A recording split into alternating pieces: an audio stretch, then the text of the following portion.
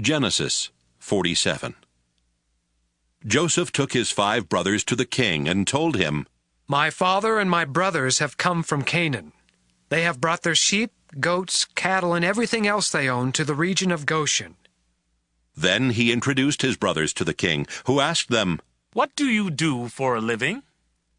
"Sir, we are shepherds. was their answer. Our families have always raised sheep. But in our country, all the pastures are dried up, and our sheep have no grass to eat. So we, your servants, have come here. Please, let us live in the region of Goshen." The king said to Joseph, "It's good that your father and brothers have arrived. I will let them live anywhere they choose in the land of Egypt, but I suggest that they settle in Goshen, the best part of our land. I would also like for your finest shepherds to watch after my own sheep and goats." Then Joseph brought his father Jacob and introduced him to the king. Jacob gave the king his blessing, and the king asked him, "How old are you?" Jacob answered, "I have lived only 130 years, and I have had to move from place to place. My parents and my grandparents also had to move from place to place, but they lived much longer, and their life was not as hard as mine." Then Jacob gave the king his blessing once again and left. Joseph obeyed the king's orders and gave his father and brothers some of the best land in Egypt near the city of Ramesses. Joseph also provided food for their families. The famine was bad everywhere in Egypt and Canaan, and the people were suffering terribly. So Joseph sold them the grain that had been stored up, and he put the money in the king's treasury. But when everyone had run out of money, the Egyptians came to Joseph and demanded, "Give us more grain! If you don't, we'll soon be dead, because our money's all gone!"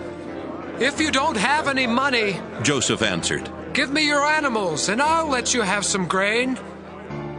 From then on, they brought him their horses and donkeys and their sheep and goats in exchange for grain.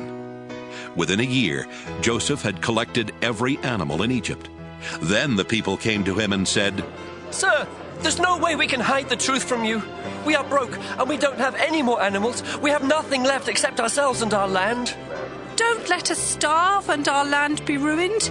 If you'll give us grain to eat and seed to plant, we'll sell ourselves and our land to the king.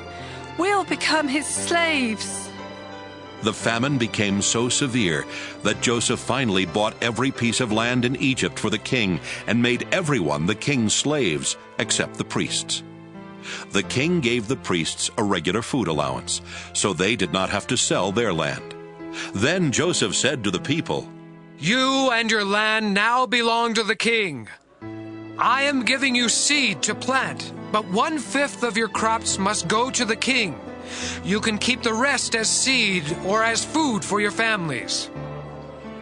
"Sir, you have saved our lives," they answered. "We are glad to be slaves of the king." Then Joseph made a law that 1/5 of the harvest would always belong to the king. Only the priests did not lose their land. The people of Israel made their home in the land of Goshen, where they became prosperous and had large families. Jacob himself lived there for 17 years before dying at the age of 147. When Jacob knew he did not have long to live, he called in Joseph and said, "If you really love me, you must make a solemn promise not to bury me in Egypt. Instead, bury me in the place where my ancestors are buried." "I will do what you have asked," Joseph answered. "Will you give me your word?" Jacob asked. "Yes, I will," Joseph promised. After this, Jacob bowed down and prayed at the head of his bed.